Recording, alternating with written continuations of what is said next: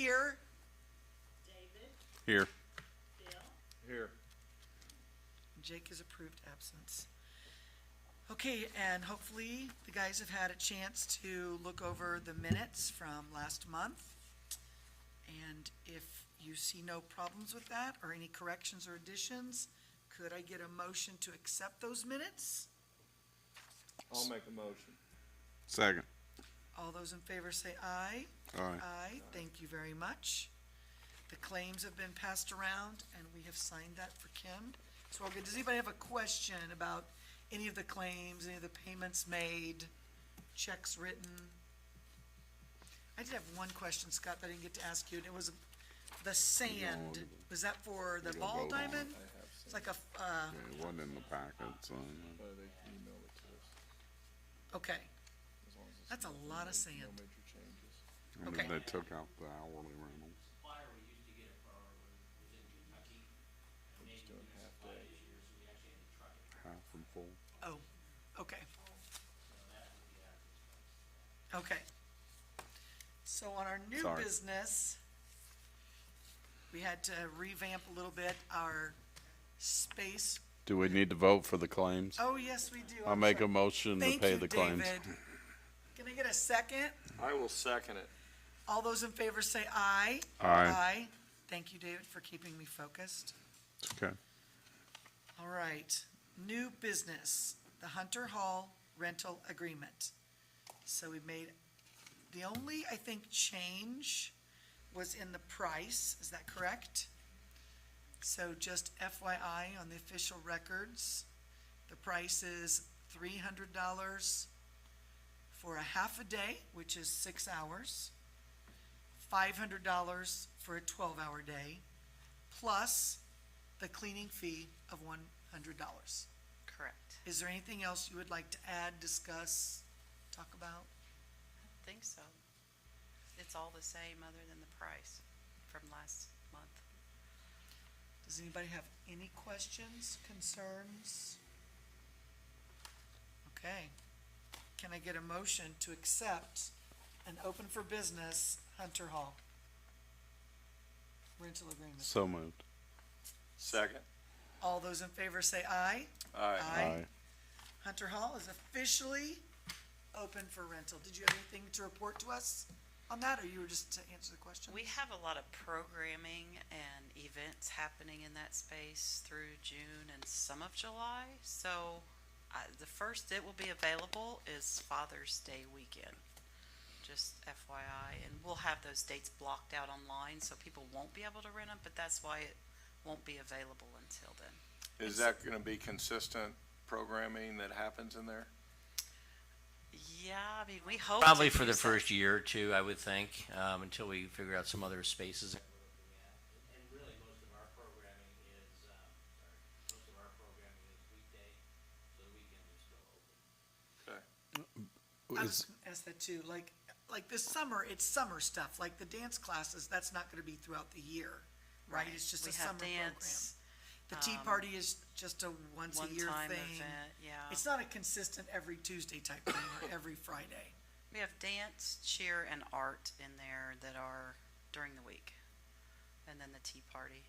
But that's just a few, And there are some groups, the art council that is through us that has a date reserved already. And, I mean, people are going to use it, so.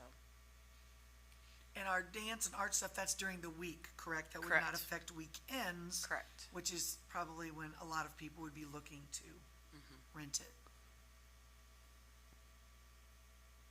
So are we going to advertise this pretty heavily with We the will. city, but also like with the chamber in different places, or wherever all the other rental spaces are advertising, or? I haven't talked to Hannah a whole lot about that outside of just what we'll do. Okay. So I'll I'm leave just that curious. up to our communications department to Okay. get it out there though. But yeah, I will good work point. with her to get that out. Okay. Thank you. Anything else, Tanya? I don't think so on that. Okay, well, you're already at the podium, so how about you give us your Assistant Director report? Okay, there is a printed copy just of some updated numbers were just shy of $888 for sponsorships on the summer events. Still have a few follow-ups on that. We had our first movies in the park, which was very well attended. Beautiful evening at the park. Right now, we're really heavy into registrations for the parade. That's Regatta Week. We have a movie in the park Wednesday, the parade Friday, and then fireworks Saturday. So a lot of details with parade registrations. Any questions on events? I don't. All those movies in the park, they're done through sponsors? Yes. Are you full on sponsorships? We have, we're still in need of $888. How many movies? The movies have been funded. Okay. So that area is for the parade and fireworks. Got it. Mainly the fireworks is where we're still a little short. But yeah, the movies have been completely sponsored. Okay. And what about the Halloween festival? We have not sent out sponsorship forms yet for the Halloween or Christmas So a parade. little We too do that early. later, yeah. Sure. But I do have an estimated cost of those listed on the, Well, considering that you needed $41,000 in sponsorship, well, we needed 42. We've brought in 42,000. 41 just for our summer event, so that's quite a lot. yeah, I was gonna say you're knocking it out of the park there. Okay, we can move on to seniors. One of the biggest things that I've found with them is just communication. There's so many of them that aren't on social media or even use email. So I've worked with the communications department, got them content. I'm going to bring this up so you guys can glance. We've got a newsletter that we're going to mail to Thank our you. seniors just to keep them updated of what's going on, because snail mail is what they ask for. Oh, yeah. They just don't know a lot of what's going on, so excited about that. That's been a big. How often will this go out, Tanya? Well, right now, we're gonna try it bi-monthly. That's for June and July. We might have to go quarterly. We didn't have any trouble filling that one with content. Let's see how it goes. There's a post on here for you. Okay, well, I'll do that during the meeting. We'll see, quarterly or bi-monthly, but we're working on some different funding for that as well. We may have to do some advertising just to help cover the cost of it, because I don't have an exact cost of what those are gonna be yet. We have emailed that to the printer to find out.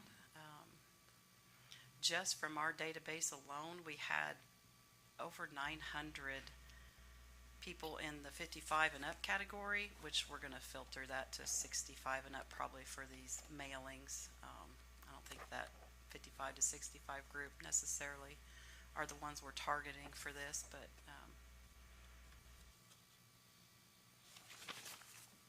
I've already seen it. Okay. I have been meeting with Lifetime Resources too to get them back in the community. They were here pre-COVID. After COVID, they have not operated out of Jefferson County at all. So we actually just met with them at the senior center today. They have some funding available to redo kitchen space, building, flooring, that kind of thing. So excited to get them back over here and serving meals on a regular basis.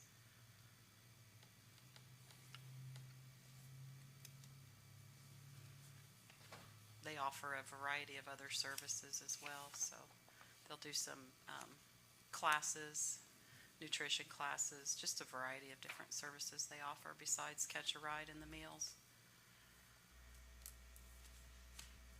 Right now, that space is a little underutilized. We're just there 2.5 days, really. So wanting to get the doors open more often and more programs in there. So that's mainly what I've been working on with them. It's nice to see some focus on the seniors. You know, for a long time, I feel like we didn't really, they just kind of did their own thing, and I really appreciate your efforts in They are getting very, them they are involved very and- appreciative of the city investing in them as well, and personnel focused on some of their activities and getting the word out for them. And that's all I have, unless you guys have any other questions. No? Okay, Thank you. thanks. Just talked about the seniors. Stepping into this conversation, but these are youth signups that you just went over? No, we're gonna go over that in just a second. Okay, I'm back. Okay, Scott, are you ready for your report? I am. I want to call your attention to this Excel spreadsheet budget called 2023 Parks General Budget. This is the way I like to track expenditures versus kind of what you see from our accounting department. It gives you the breakdown of the areas and then subcategories and then budget expense and remaining. And this will match what the accounting paperwork shows. We haven't added revenue to this yet, which we will do, where we budget revenue. You noticed on this, Parks general budget, there's a couple of yellow items. That's money that's been appropriated or just coded to this budget where it should be coded to the NRO. So we've got to do some movement of money. We have budget in those. We don't have budget in here for that. So we just have to move some money around. So that's what some of those yellow lines are, is just, we're in the process of moving some money into the appropriate categories. And then the very last page kind of gives you a summary of budget expense balance percent remaining. One very large item is park unappropriated, which is the very last line item, is capital outlay. And that is something that Reddy is doing, I think, as they move things around, and kind of just positive. They had a place to put things while they parked it, while they figure out where it's supposed to go. So that negative number will go away. It's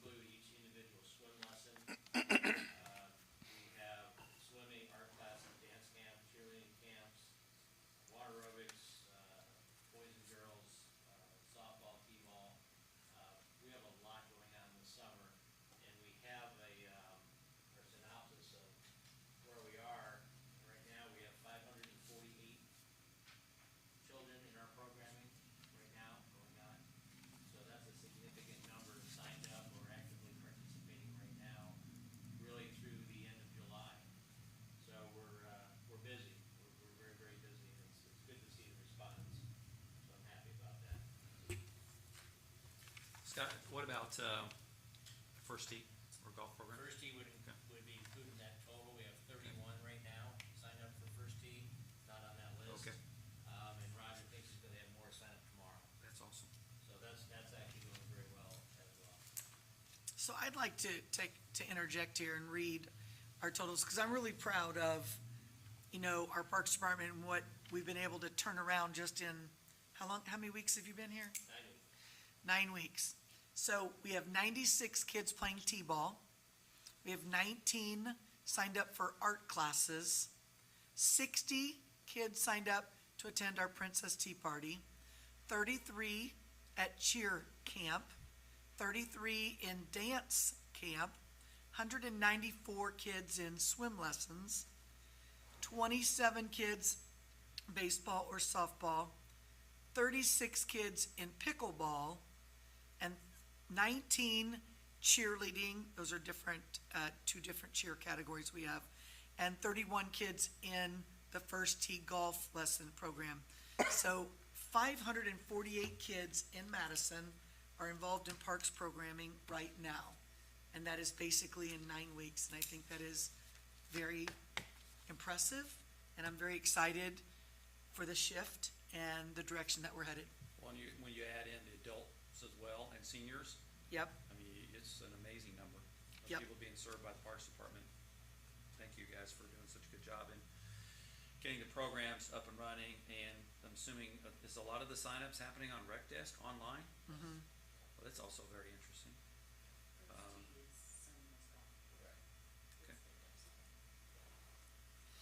Yeah, and again, Kim gets an awful lot of phone calls and handles an awful lot of people. She manages that very well. Tanya's been out, beating the streets and been very, very active out in the community. Of course, we can't do it without the guys like Bobo and David up at Rucker and, Tony, his guys helping. And it's very much been a team effort for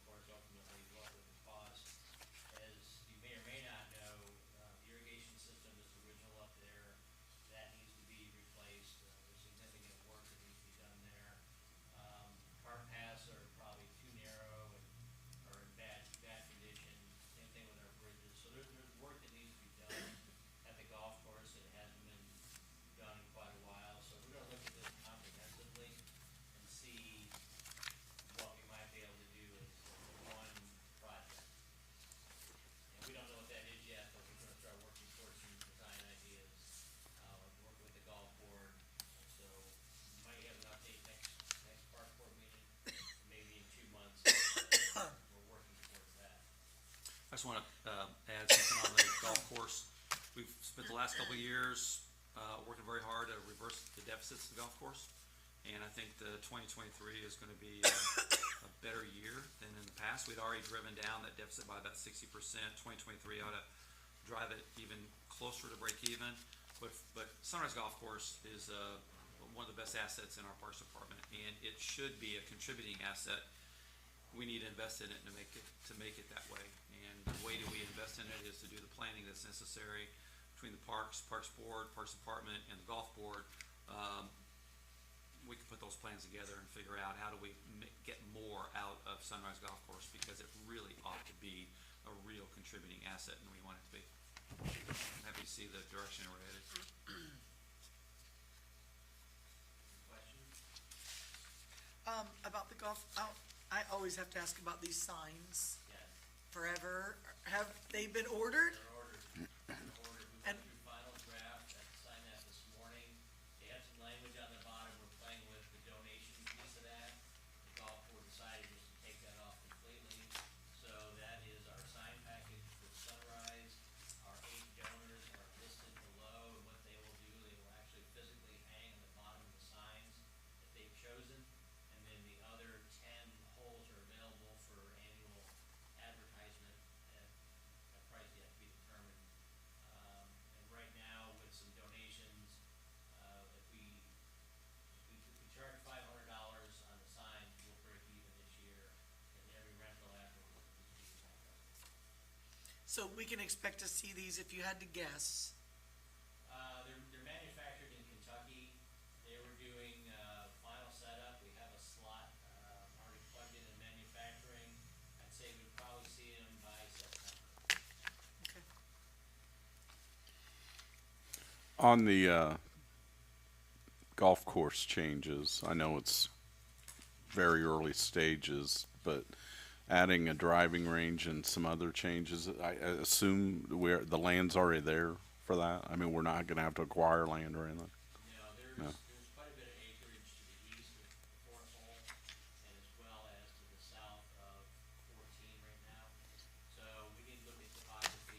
Okay, There's also room, honestly, if you look at the golf course, if you look at where one is, and then to the right of one, kind of up the hill. It's a there's practice huge- area, yeah. That just wasted space. So there's opportunity for us to maybe shift some things. Part of the conversation we're having is, does it make sense for us to take out the greens and put in USGA greens? 'Cause right now, we've got some that are clay-based that don't drain very well, which then promotes fungus and other bacteria.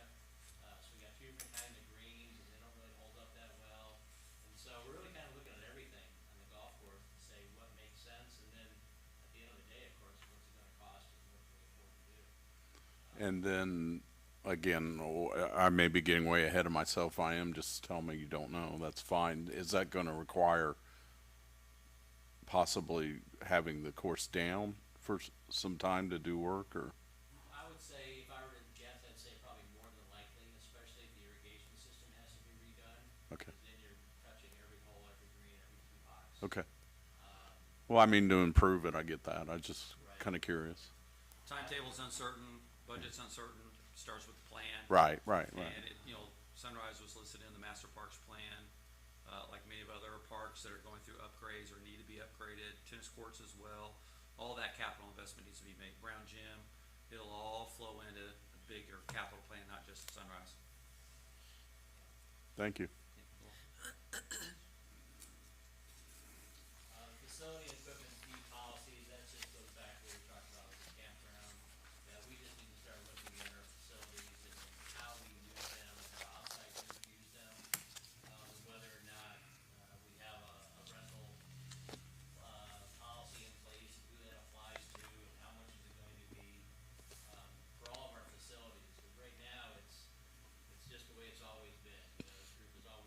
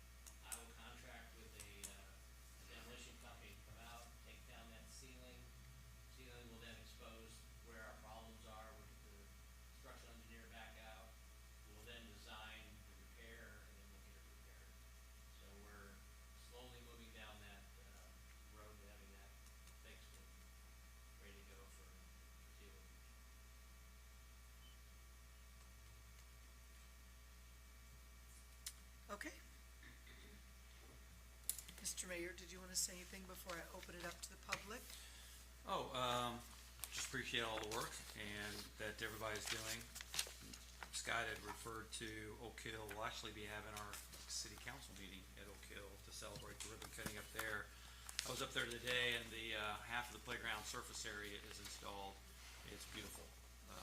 So as we mentioned, over the course of the next couple of weeks, there'll be a lot of progress happening there. And, drive by Gaines Park, looks awesome. You know, through our master parks planning, we'd identified a lot of these needs, and now they're being focused on and addressed. And you know, Scott's working really hard to prepare us for the 2025 centennial of the construction of the Brown Gym. So we'll be having a lot of work between now and then on the Brown Gym. Hey, one thing Yeah. that dawned on me last week when I was there, as I was backing out and saw, 1950 Cup, it's also the 75th anniversary of the 1950 state champions. So we have a double anniversary in 2025. So I think that's even more reason to celebrate that building and. It's the Madison Cubs. Golden Era basketball. That's all I had. Okay. Yeah. Okay. Well, I mean, if you want me to, I can address Crystal Beach. The fact that we are having a groundbreaking on, I don't know if you mentioned that. Did you mention June 13th? So June 13th, we're having a groundbreaking for Crystal Beach. A lot of progress being made toward mobilization and getting that construction project started. So it is on schedule with what our plans have been. If you recall, when we went through all of the design process and the bidding process, we had some real timetables we had to meet at the end of the year relative to financing and design in order to finish up the bidding process. But anyway, at the end of the year, we had closed on all the financing commitments that we needed and had went ahead and started demolition of the pool so we could be prepared for a quick build out of the pool. Once we break ground, they'll be on site and start the actual vertical construction of the pool. We've already been receiving some of the materials that had longer lead times, so we're happy to fully get started on vertical, but there's been a lot happening between the end of the year when we closed on our financing till now. Yeah. And then the complement to that is all the swimming lessons is being offered at the junior high. As Scott had mentioned, we had 188 enrolled in swimming lessons. And so the partnership with the high school has been really good in that regard. 194. Or 94, wow. We've updated. Everyone We've gotten a counts. few more. Yeah, yeah.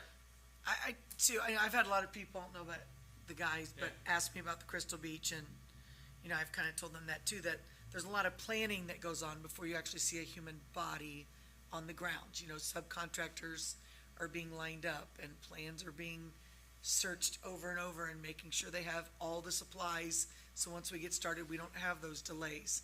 So Well, they we can- have a defined schedule that takes us all the way to early May, which is when the pool will be turned over to us for training and training on how to operate the new pool. It's aquatic center with a substantial completion date, I believe, by May the 15th, and we'll be opening right around Memorial Day weekend next year, which has been our plan all along. Well, the sooner we get boots on the ground, the less I have to hear the complaining, so that would be wonderful. Yeah.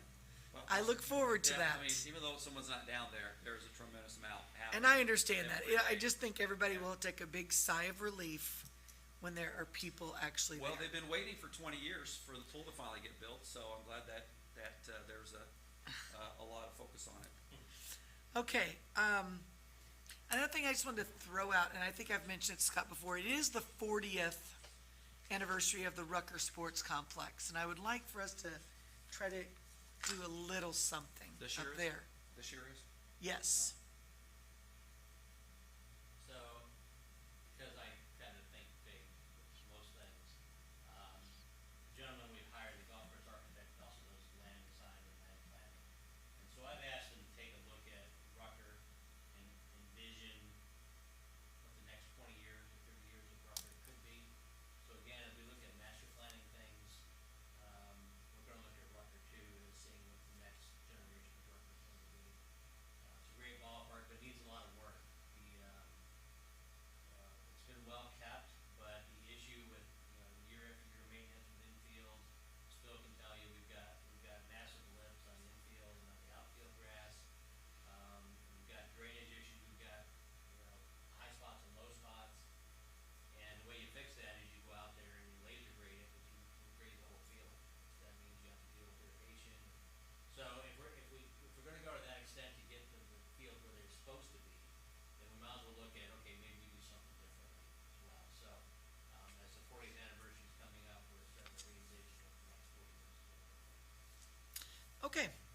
this time I'd like to open it up to the public. If you have a question, a concern, some information, now's your chance. And please hit your little microphone so that you have a little red light on so we can hear you. Thank you. Okay. My name is Don Phillips. I know a few of you, but I'm here to just have conversation about the campground. We spend a lot of time down at the campground. I think I made reservations for 16 nights this year, and we probably did personally about 20 nights last year. And we camped with a group. We were down here Memorial Weekend with a group of 6. We spent 5 nights. And compliments is that the website or the reservation system that you have now is by far better than what you had 2 years ago, because it was the worst I've ever had. And prior to that, we Oh, didn't have any. you lost. Yeah, I mean, prior to that, we didn't have any. yeah, I mean, I know several people that did come because they couldn't get reservations. They couldn't work the site. It was terrible. The one improvement that you could make on the site now is if it would give the lot number. It tells me I have a Riverview lot, but unless I wrote it down on January the 6th, I'd have to ask Doug where I'm at. But anyway, that would be an improvement. And as a compliment, you've made some cosmetic improvements down there, which is paint of the building and landscaping and rocks and things around, and the pavement was sprayed, and that Staircases for accessibility and ceiling of the, so, yeah. you know, the thing that, I think let me back up by saying I also camped with a group of Indiana motorhome owners, and I was just with them for a week over in Brown County 2 weeks ago. They would like to come here for a long weekend or longer. And there's typically 15 to 20 or maybe more. And several of them have been here before, but I'm a little embarrassed by the fact that we don't have full hookup, because if you've experienced camping before, most RVs are equipped to go 4 days in your tank system, but what you have to dump. That's one of the most inconvenient things if you're all set up, is to have to move or get one of those little honey wagons and tote it over to the dump station.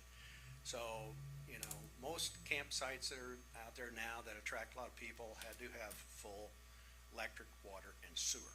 Now, you got your electric and you got your water there, but really, ideally, everywhere we go now pretty much has the sewer hookup. And this group would like to come sometime next spring. They usually spend a weekend in southern Indiana and one in northern Indiana. They're pretty nice motorhomes. They spend a lot of money. There would be a good group. I'd be honored if they would choose to come here. But right now, we camped, like I say, last weekend, and I pulled in. The site I was in was number 5, and it was so unlevel I had to back up, get boards out, put and drive. That's a real inconvenience when your wheels are off the ground because your site's unlevel. These sites are paved. In your plans for improvement, my opinion, and if you look at most of your really nice parks, they have concrete. You can level concrete. You can't very well level pavement over time. The other thing is, some of these rigs are big, and when you go put your jacks down on hot pavement, they'll sink. Concrete, they won't. So ideally, good concrete will last you 30 or 40 years. It'll cost you a little more to put in, but that would be very attractive, you know, for that. A few of the sites could be taken out and made the bigger ones in the back. There's some things to be done that could improve that. Of everywhere we camp, we live 12 miles from here. This is our favorite spot. We love it. And people that we invite to come love it. We'd just love it a little more if it were a little nicer. So you've made a lot of improvements, and Doug does a nice job down there with things, and it's very accommodating for us. And so if you can consider those things in your future of making this a little nicer and bringing it up to date a little better, it'd be great. Well, I appreciate your remarks. It's such a unique campground, and it's like the other things, right? It needs more investment in order to modernize it. That happens to be, though, an asset that pays for itself. which is very different than many of the other park assets that we have, which are, more supported by other types of revenues from the city versus user fees or rental fees there. So that was in our park master plan, and it's certainly on our radar. And maybe Scott wants to, but I agree with you. Charming campground needs to be modernized Yeah, for today's showers. camping world. They need to go. Yeah. And, a lot of them put in little laundry facilities. I know they could find somewhere around the city, but typically people like to, they're gonna go and stay there for a while. That's a convenience for them to I have. was gonna ask you, like a camping store, how important is that? Not that much. Most people come pretty well prepared. It would be a plus, but, it's not a determining factor. I don't pick one based on where they've got a camping store or not. And what about access to firewood? That's nice, yes, yes. Somewhere within a reasonable, if it's there on site or close by, yes. We don't like to carry it. Right. I do, I don't like it. But yeah, it takes up space. And when you were talking about the lot numbers, you mean like a sign by each lot that No, as you When he pull? reserves it, he's picking a spot. Oh, it's Yeah. not on the line, it doesn't have a number either. No, it just says I have a Riverview. Okay. So the campground has the spot number, but I think what Don is saying, when he reserves it, he's picking a spot, but his confirmation doesn't say, hey, you got spot Okay, 10. okay. I specifically have one spot I would love to have every time I camp down there. Because it's the biggest, number 3, which Yeah. is the biggest one as you come in. It's got the most Seems yard. like that would be an easy fix. And it just, the confirmation just says riverfront site, Okay. There's two online, apps, if you will, that you can reserve through, Reserve America and what is the second one? Book Your Site. Book Your Site uses, a background platform called Astra. And Astra is getting phased out to new software called Firefly. And Firefly seems to be, we just had a Zoom meeting on it earlier this week, seems to be a lot more adaptable for that kind of thing. So as we get into that, we all have it on our desktops now. We can start playing with that and see if we can, make that happen through that. So, that'd be great. as Doug had mentioned that before, about making sure we get some site numbers on there, so I appreciate that. Okay. Thank you very much Thank you. for the feedback. Thanks for all your Thank you, Don. visits to the park through there. Thank you, Don. Anybody else from the public that would like to address any issues? I'll make a comment with what he said. Sure. I'm Doug Buckler, the campground host. So one thing that I don't know if the people around here realize that, Memorial Day weekend, probably 70% of the campers that was there in the campground live probably within 40 mile of Madison.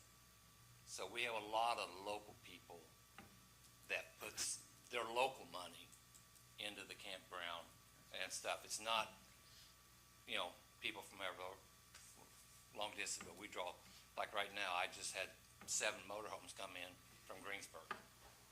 They're down here for a week. So we have a lot of local people that, interested in the same thing that he's interested in, and what can we do to make things better.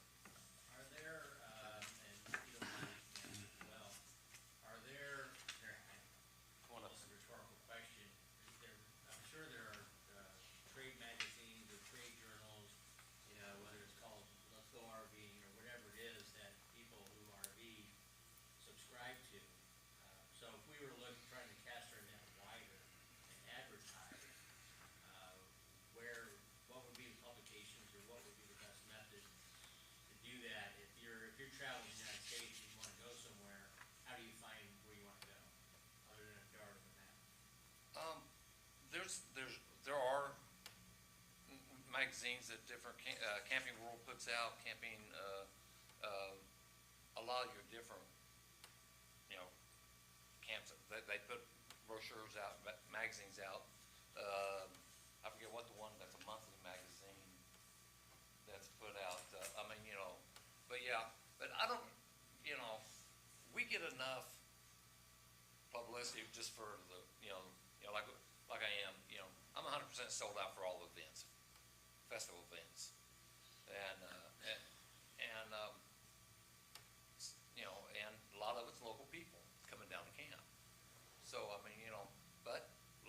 years ago, I had two people from I had two campers from Canada. Last year, I had people from Netherlands, Iceland, Russia, Germany, Switzerland. I mean, so people find out about us through one of the best way is our city Visitor center? visitor center, because they call the visitor center and the visitor center, and that's one of the things that people do. Do you have a campground local? And stuff. How do you locate campgrounds? Well, I don't use that I have a magazine, but I don't look for ads in there. We've got an app, RV Parking, and if we're going to Joliet, Illinois, we pull that up, gives me all the campgrounds, and then reviews on all those campgrounds. So we can travel the United States and use that same map to whatever city we're gonna go, or whatever our path is across the country. So is that generated by a company that's what they sell? Or is it I don't basically think so. user generated that everybody puts in their comments and I mean, they stay here? The reviews are all user reviews. People, they encourage if you stayed there to go back on the site and put in a review, but it's not I don't think they charge anything for that. State of Indiana, anything with state of Indiana park system, when you Google search it, Clifton comes up first thing, but then Madison Campground would come up next. It's pretty well, I mean, when we talk to other RV people, it's known. I don't wanna let a good secret out too much. I was thinking the same. Getting busier and thing. busier. That campground's getting busier and busier. And it will be with the. Going on to the reservation site was a big help for us. Because like I said, just a couple years ago, everything was done manually. Call down there and get a Yes. reservation. Yeah, we did that, and then the Yeah. first system Thank we went to was just Yeah. nightmare. All right, thank you. Thanks, Thank you Don. both. Thank you both. Anybody else before we close the meeting? Speak now or forever hold your peace. I came mostly to hear about Crystal Beach, so thank you, Mayor. And I'm glad there's a schedule and it will be open before swim season next year. But with the Brown Gym, I don't understand exactly what's going on. Is the community band still able to practice there, and how's that going? I did see some Facebook posts that they're looking for more members. I know a couple members moved away, but just keep plugging that. Thank you very much. Yep. And then my other question, there was a big editorial in Columbus about how hard it is to play pickleball there, even though they have a bunch of courts. People that just want to come with their kids and play can't get on the courts because pickleball club members, evidently they have a club there, keep them. So do we have a way that people can either sign up to play pickleball or know about playing pickleball? Is that being advertised through the visitor center? So you can buy a membership. We have daytime memberships and evening. And with that, you have hours at the Brown Gym for open courts and also permission to use the sport court.